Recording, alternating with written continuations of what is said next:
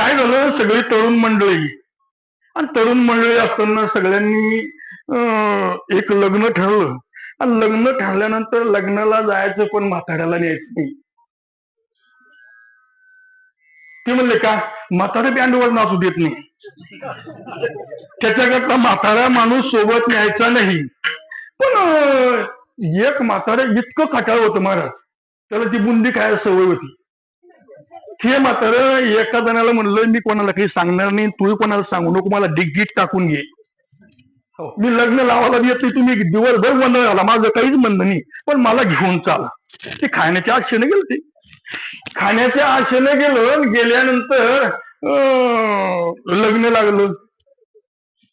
लग्न लागल्यानंतर फळ भरलं. फळ भरून आता नवरीकडच्या मुलींना माणसाने सांगितलंय, म्हणले खरे त्याच्यात एकही म्हातारा दिसत नाही, मग ह्या गावात म्हातारे नाही का? मग त्यांनी आयडिया केली. ते म्हणले आता सगळं झालं पण नवरी आम्ही वाटी लावत नाही. कोण म्हणले? नवरीकडचे. आम्ही नवरी मुलगी वाटी लावत नाही. म्हणजे का वाटी लावत नाही हे पोरं म्हणले.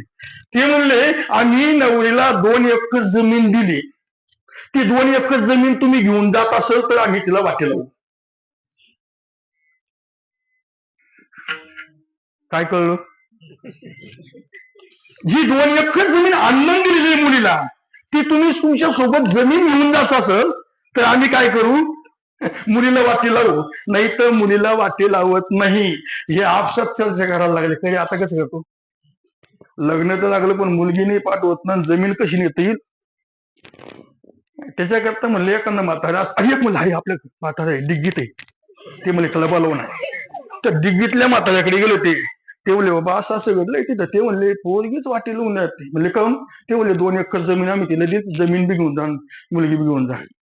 ते म्हणले वाटी लावणार नाही. म्हातारा नेलं मंडपात.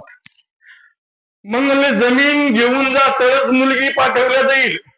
म्हातारा म्हणलं हो, जमीन न्यायला तयार आहे, तुम्ही मंडपात घेऊन या, आम्ही घेऊन जातो.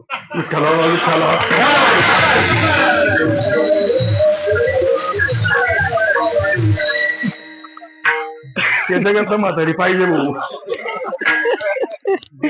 ते मंडपात जमीन आणत नाही आणि येत नाही.